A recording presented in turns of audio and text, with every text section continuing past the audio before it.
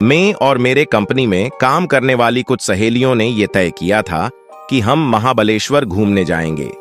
महाबलेश्वर महाराष्ट्र का एक सबसे सुंदर जगह है, जहां पे सुंदर झरने हैं और वहां की नेचर की खूबसूरती तो और भी बढ़िया है। उस दिन मैं और मेरी दोस्त हम सब ने वहां पर बहुत मजे किए और हम पुणे वापस जाने के लिए निकले। हम 4 सहेलियां एक कार में थी, तो हम सभी घर जा रहे थे। वैसे हम सभी बहुत थके हुए भी थे।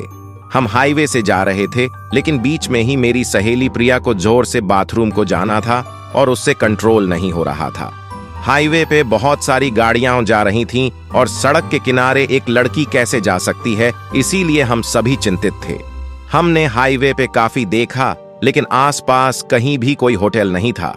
जब हमने गूगल मैप पे देखा तो एक होटल करीब 12 किलोमीटर दूर था और प्रिया को बहुत जोर की आई थी।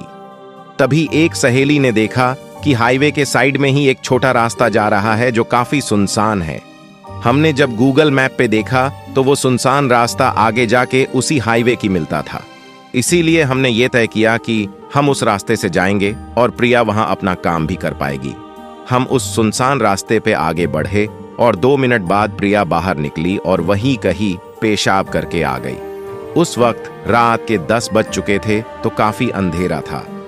प्रिया के साथ हम सब भी थोड़ा हल्का हुए और गाड़ी में बैठ के आगे पुणे के लिए बढ़ने लगे।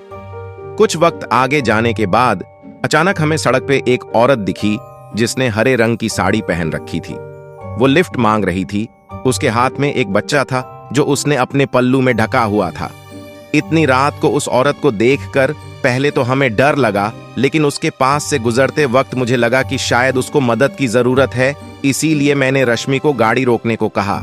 गाड़ी रोकते ही वो औरत पास आई और उसने कहा कि उसे थोड़ा आगे तक जाना है, तो हमने उसे मदद करने की सोची और बैठने को कहा। पिछली सीट पे प्रिया और नेहा थीं और अगली सीट पे मई और रश्मि थी। वो औरत नेहा की साइड पे शीशे के पास बैठ गई। हम थोड़ा आगे बढ़े, लेकिन वो औरत एकदम शांत बैठी थी और बाहर देख रही थी। मैंने उनसे पूछा कि आपको कहाँ जाना है, लेकिन उसने कुछ नहीं बोला। थोड़ा आगे बढ़ते ही हमें रास्ते पे अचानक गाड़ी के सामने एक औरत पड़ी हुई देखी। उसकी वो लाश थी। शायद उसका एक्सीडेंट हुआ था। उसके बाजू में खून ही खून बिखरा था। सच कहूं तो हम सभी डर गए थे। अचानक पीछे बैठी औरत ने कहा कि तुम लोग उसकी मदद नहीं करोगे। ये बात सुन के मैं हैरान थी, क्योंकि पीछे से आगे का नजारा इतने ठीक से नहीं दिख रहा था। खैर, हम सभी 4 दोस्त गाड़ी से उतरे और थोड़ा आगे जाके देखा तो वहां एक औरत पड़ी थी और उसके बगल में एक बच्चा भी पड़ा था। रश्मि ने तुरंत पुलिस को फोन लगाया, लेकिन तब किसी के भी फोन को रेंज नहीं थी। सुन के मैं हैरान थी, क्योंकि पीछे से आगे का नजारा इतने ठीक से नहीं दिख रहा था।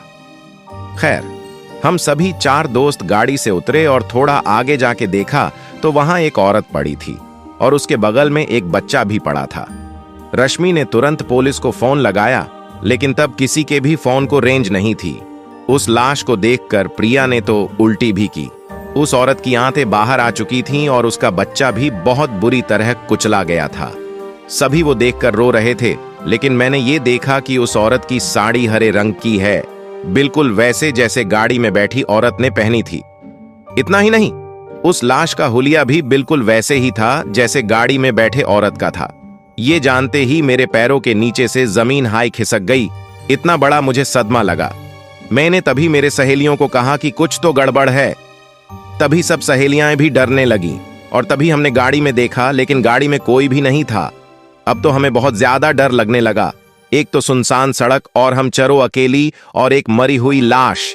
तभी अचानक नेहा जोर से चिल्लाई और हम सभी ने उस लाश की तरफ देखा। तभी उसी जगह पे हम सभी के रोंगटे खड़े हो गए। हमारे सामने वो लाश खड़ी थी और उसने उस बच्चे के लाश को अपने हाथ में लिया था। नेहा तो चिल्ला के वहीं बेहोश हो गई।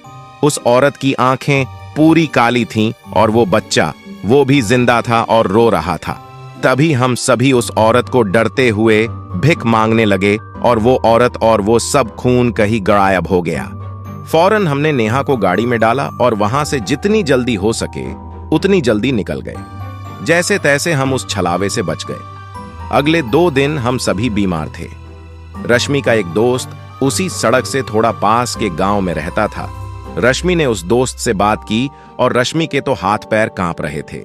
रश्मि ने कहा कि 2 महीने पहले उस सड़क से एक ट्रक जा रहा था और उस मीना नाम की औरत ने उस ट्रक वाले से लिफ्ट मांगी थी, लेकिन उस ट्रक वाले ने उस औरत को अकेला पाके उसका बलात्कार किया और उसे जमीन पे पटक के उसके ऊपर से ट्रक चला के उसे और उसके बच्चे को कुचल दिया।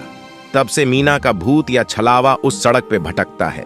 वो भूत या छलावा उन लोगों को छोड़ देता है जो उस लाश की मदद करना चाहते हैं, लेकिन जो लोग उस लाश को देखकर गाड़ी भागते हैं, उन्हें मीना का भूत मार देता है।